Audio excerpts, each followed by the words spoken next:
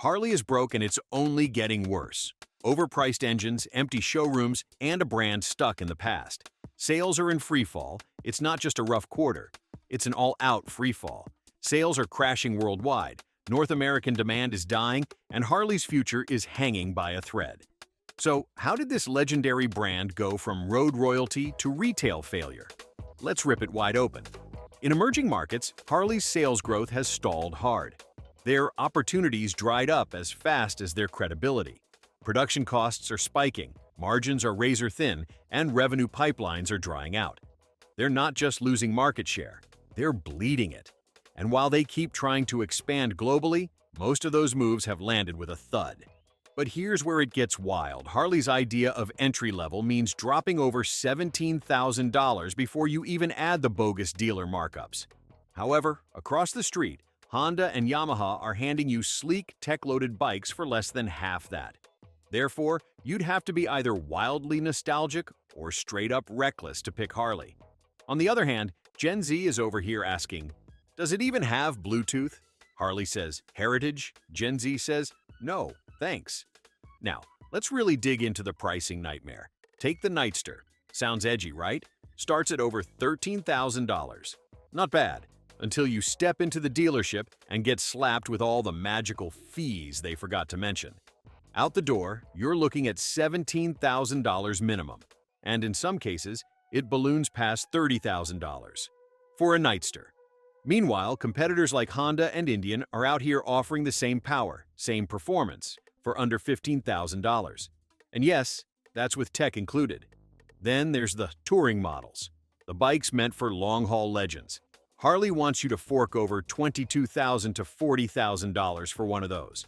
Guess what riders are saying? Nope, because they can get better deals elsewhere, and they know it.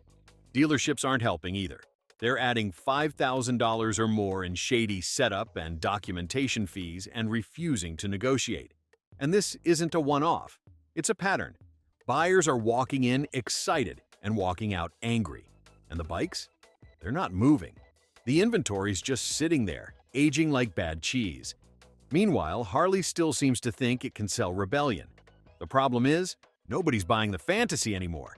Leather vests, bar fights, and outlaw clubs might have sold in the 80s, but now, Gen Z couldn't care less. They don't want to join a biker cult. They want something versatile, inclusive, and genuinely fun to ride. But Harley's still trying to convince them that revving a loud engine is a political statement. Spoiler, it's not. Modern riders are shifting their attention to brands like BMW, Triumph, and Honda, companies that actually listen. These brands throw inclusive events, host tech-savvy meetups, and focus on actual rider experience, not outdated imagery. Harley, meanwhile, is stuck running the same tired ads full of growling engines, bald eagles, and men who look like they own 6 denim jackets. It's not just cringe, it's irrelevant. Now here comes the real comedy. Harley isn't just fighting the competition, it's also losing to itself. That's right, their biggest rival is their own used bike market. Boomers are retiring and offloading their rides by the thousands, and these machines still look amazing, ride beautifully, and cost half the price. A well-kept 5-year-old Road Glide, $14,000 to $15,000, upgraded and ready to roll. A brand new version of that same bike, over $30,000. For what? A new paint job and a few wires tucked differently? Riders know this. They're not stupid. Why would anyone spend double for basically the same experience? Harley made bikes too well. Durable, reliable, iconic.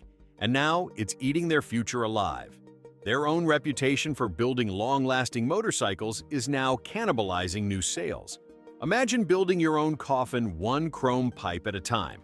Now, let's get into the tech side of this disaster, or lack thereof, because Harley's still clinging to air-cooled engines like it's 1997.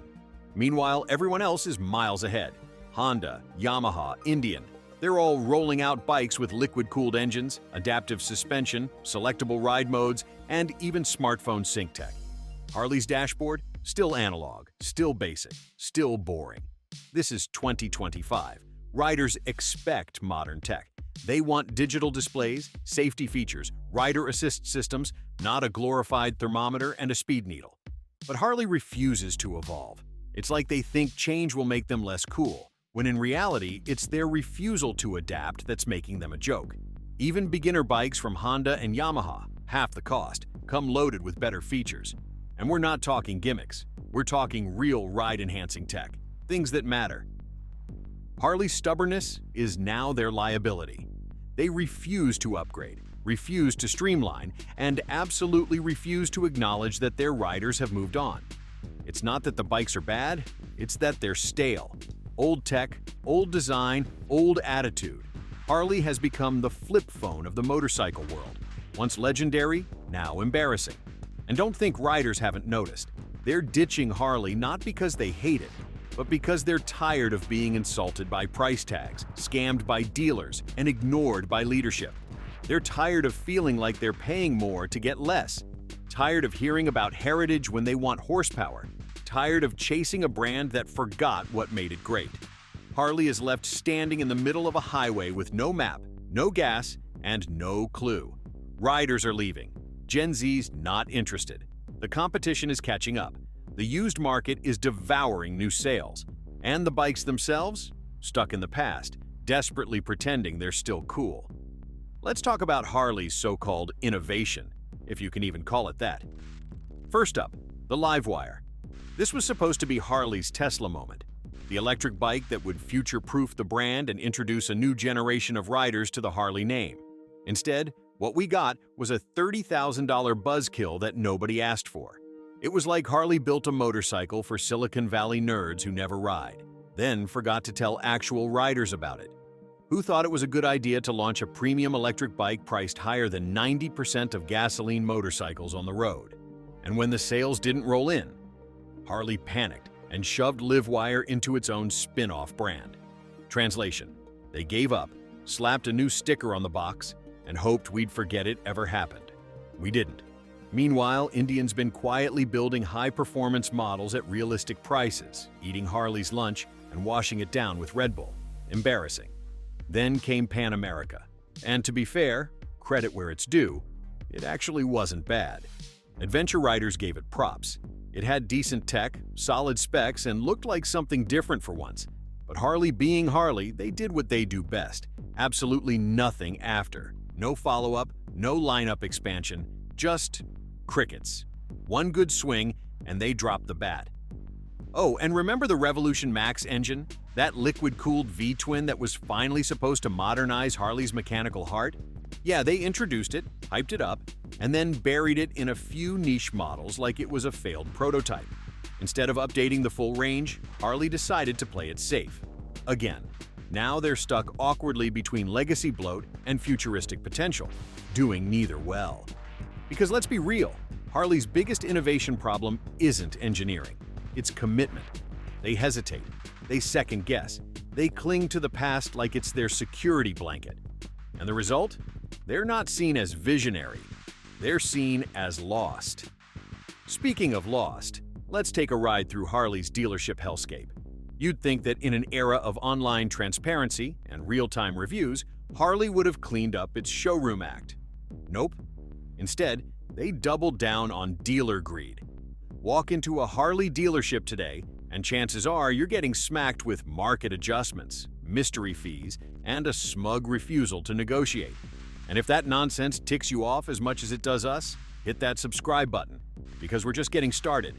Imagine saving up for months to buy your dream bike, walking into a Harley dealership and getting quoted $5,000 more than MSRP because the floor manager felt like it.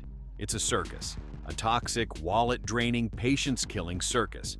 Riders often leave the showroom not just empty-handed, but pissed. And let's not forget, first-time buyers are the lifeline of the brand. Harley just keeps burning them. And here's the kicker, there's no centralized pricing policy. Dealers are basically independent warlords at this point. They do what they want, how they want, and Harley Corporate lets them. So even if a new bike model gets praise, the buying experience ruins it before it hits the road. Why go through that nonsense when you can get a better bike, with better service, for less money somewhere else? Now here's where it gets even more painful. Because while Harley flails, Indian Motorcycles is playing a flawless game. Revived under Polaris, Indian has become the smooth operator of the American motorcycle scene.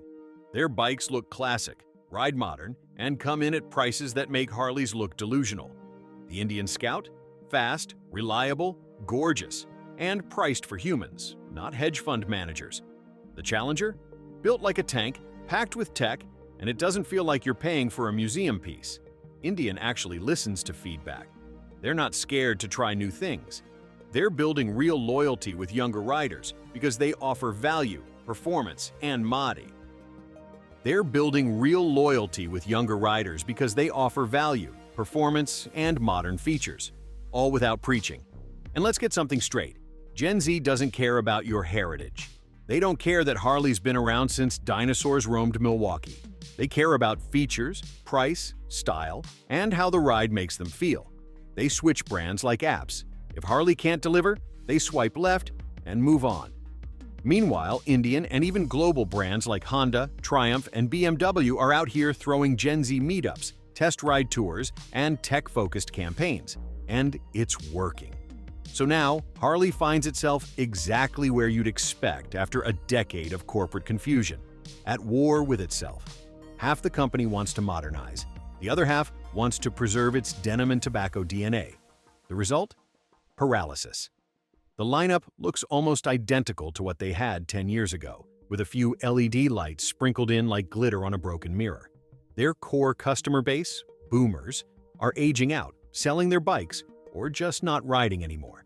That wave is receding, fast. And Gen Z? They're not interested in playing dress-up in a Sons of Anarchy costume. The culture has changed, the road has changed, the industry has changed, Harley has not. And don't get me started on product refreshes. Every year, competitors release updated models, fresh tech, new colorways, and smarter features. Harley? Same frames, same engines, different paint job. It's like watching a rerun of a rerun of a rerun. And while they debate their next move, the road is empty, the loyalty is fading, and the clock is ticking. Harley's fall isn't just loud, it's legendary. Like, share, and subscribe if you think the ride isn't over yet.